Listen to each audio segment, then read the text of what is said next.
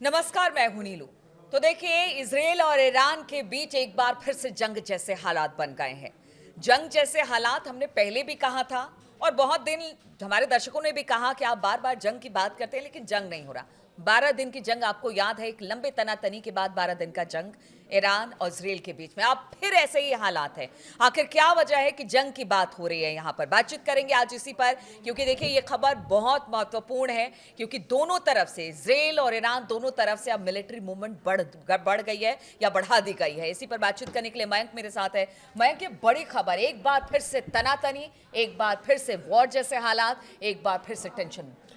12 दिन की जंग के बाद पिछले 24 घंटे में ईरान और इजराइल के बीच तनाव इतना ज़्यादा बढ़ चुका है कि ऐसा लगता है कि कभी भी हमला होने की संभावना है। और देखिए, कल रात को जो बीती रात है उस समय तो कल ये हालात थे कि इजराइल के जितने डिफेंस सिस्टम हो, चाहे डेविड स्लिंग हो, चाहे थार्ड हो, चाहे आयरन डोम हो, चाहे पेट्रियट हो, जितने सिस्टम थे वो रात भर इजराइल ने एकदम एक्यूरेसी के साथ अलर्ट कर रखे थे और पूरा इजराइल कल रात भर जागता रहा। अगर मैं ये कहूं तो गलत नहीं होगा। और डर किस बात का था?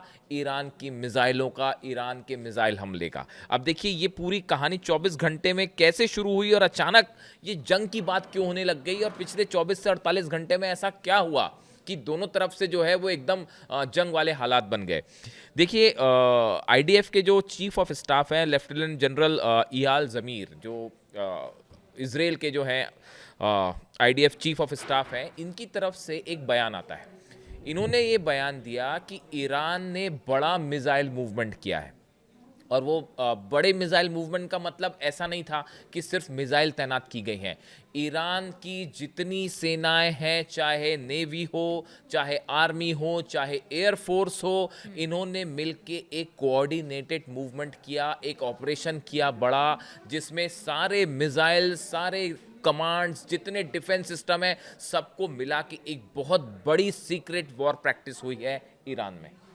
और जैसे ही ये मिसाइल मूवमेंट हुआ, इसकी खबर जो है वो मोसाद के पास भी आई, इजराइल के पास भी आई, और इजराइल को इस बात का डर सताने लगा कि क्या ये मूवमेंट सिर्फ एक्सरसाइज तक सीमित है या ये इजराइल पर मिसाइल से हमला करने की तैयारी है। और ये बयान खुद इजराइल के जो चीफ ऑफ स्टाफ हैं, इयाल ज़मीर, अच्छा, इनकी तरफ से कल भी आया। हमने इस बात का जिक्र बिल्कुल, किया था, इनकी कुछ तरफ से जब ये बयान आया तो ये बात फौरन अमेरिका तक पहुंचाई गई कि भाई ये जो मूवमेंट हो रहा है ईरान की तरफ से, ऐसी खबरें आ रही हैं कि इजराइल के ऊपर हमला भी कर सकता है ईरान। इसके बाद देखिए, इसी दौरान एक बड़ी मीटिंग होती है इजराइल में। एडमिरल ब्रैड कूपर, जो कि command of US central command है, सेंटकॉम के चीफ हैं। देखिए, सेंट्रल कमांड जो है अमेरिका की, वो मिडिल ईस्ट के सारे जंग से जुड़े मामले देखती है। और इसके जो हेड हैं एडमिरल ब्रैड कूपर, इनके बीच और इजराइल के आईडीएफ के जो चीफ हैं जनरल इयाल ज़मीर, इनके बीच एक बड़ी बैठक हुई। इस बैठक में इस मुद्दे पर भी चर्चा हुई और यहां तक कह दिया गया कि ईरान हर महीने 3000 मिसाइल्स बना रहा है। हम इस पे अलग से एक वीडियो करेंगे। बड़ा ही सनसनीखेज खुलासा। नेतन्याहू मिलने जा रहे हैं ट्रंप से 29 तारीख को। हो सकता है कि ईरान इस बात को लेके पहले से अलर्ट हो, क्योंकि पिछली बार भी हमने देखा था मुलाकात हुई और उसी के बाद जो है हमला हो गया। तो क्या और ये पहले से साफ है। देखिए, अमेरिका की कई न्यूज़ एजेंसीज ये दावा कर रही हैं कि इस मुलाकात में, ये मुलाकात सिर्फ ईरान को लेकर होने वाली है, नेतन्याहू। हाँ। और उसमें ये तय होगा ईरान के न्यूक्लियर प्रोग्राम का क्या करना है, ईरान के मिसाइल प्रोग्राम का क्या करना है, ईरान पर हमला कैसे करना है, इन 3 मुद्दों पर, और ईरान को कैसे रोका जाए। ये 4 मुद्दे हैं जिस पे नेतन्याहू चर्चा करने वाले हैं ट्रंप से। और अगर इसमें फैसला किसी बात की जंग को लेकर होता है, हमला करने को होता है, तो ईरान ने इसके लिए अपनी मिसाइलें तैनात कर दी हैं। पूरी मिसाइल्स जो हैं वो लॉन्च मोड में है। लॉन्च मोड मतलब आपने बटन दबाया और मिसाइलें चली। देखिए, मिसाइलें सिर्फ लॉन्च मोड पर नहीं है, बहुत तेजी से, जिस तरह से आपने कहा, मिसाइलें बनाई जा रही हैं। बैलिस्टिक मिसाइल को लेकर भी इजराइल को चिंता है।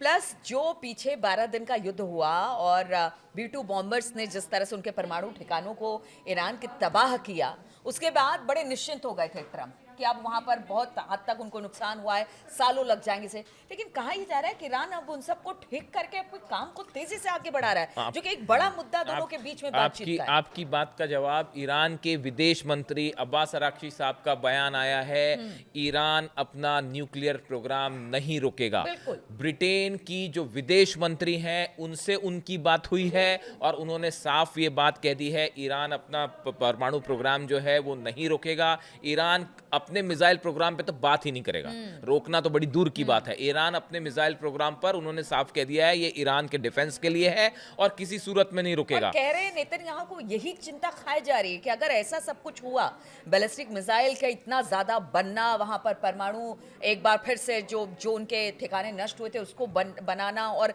अपने परमाणु कार्यक्रम को ना रोकना, उनका कहना है नेतन्याहू का, अगर ऐसा हुआ तो सबसे ज्यादा खतरा इजराइल को होगा। तीसरी बात जो अब्बास अराक्ची साहब ने कही, विदेश मंत्री ने, उन्होंने ये कहा कि 12 दिन की जंग में ईरान के लॉन्च पैड्स को जो नुकसान हुआ था, करीब 600 लॉन्च पैड्स ऐसे हैं ईरान के जिसके बारे में दावा किया जाता है जो इजराइल ने टारगेट करने की कोशिश की और उसमें से कईयों को नुकसान हुआ था, वो सब के सब रिपेयर कर लिए गए हैं, सब के सब ठीक कर दिए गए हैं।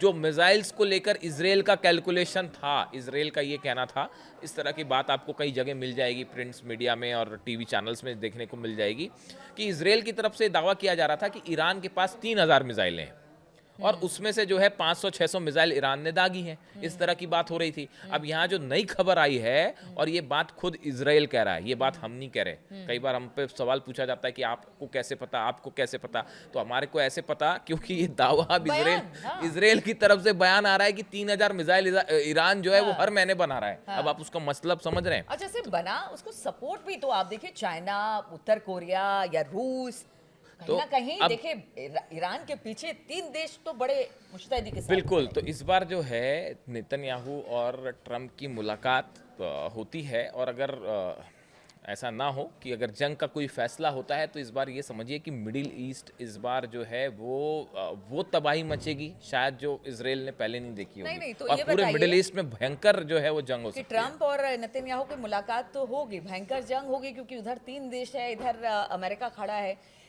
जो व्यक्ति ट्रम्प पीस की बात कर रहे हैं, जगह जगह पर नोबेल शांति पुरस्कार पाने के लिए एकदम से ललाए दिखाई दे रहे हैं, उनको लगता है कि वो नेतन्याहू को ये कहेंगे कि हाँ ठीक है तुम आगे बढ़ो, हम तुम्हारे पीछे हैं, इस तरह के हालात को देखकर। देखिए ये जो है इसी का एक जवाब है, ये जो बात हुई हमने अभी जिसका जिक्र किया, परसों जो है, परसों नहीं बल्कि कल ही शायद जो है ईरान के विदेश मंत्री जो हैं उनकी ब्रिटेन की विदेश मंत्री से बात हुई। Iran foreign minister Abbas Araghchi has spoken by phone with the British counterpart Yvette Cooper and Iranian minister.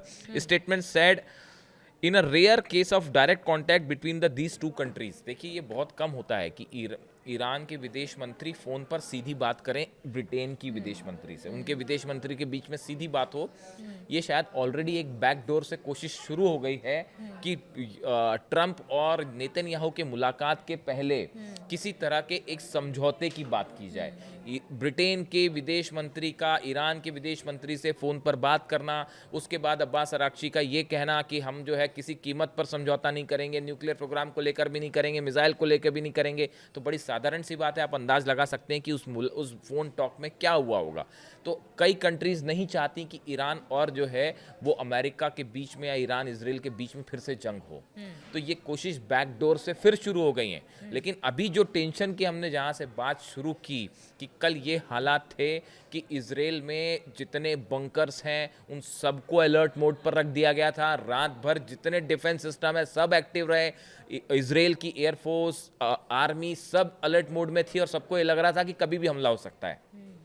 अब ये मोसाद को ये जानकारी कैसे आई या इजराइल के पास ये खुफिया जानकारियाँ कैसे आई, ये अपने आप में एक अलग बात है, लेकिन ईरान में एक बड़ा वॉर ड्रिल हो रहा है, इसमें कोई शक नहीं है। मिसाइल्स के मूवमेंट हो रहे हैं, डिफेंस सिस्टम के मूवमेंट हो रहे हैं और डिफेंस सिस्टम को लेकर कई सारी नई खबरें आई हैं, जिसके सवाल अक्सर आप पूछते हैं, क्या रूस ने S-400 दे दिया है, क्या चाइना का डिफेंस सिस्टम आ चुका है? ये सिस्टम्स आ तो चुके हैं ही, ये भी दावे हो रहे हैं कि इनको अलग अलग लोकेशंस पर तैनात भी कर दिया गया है।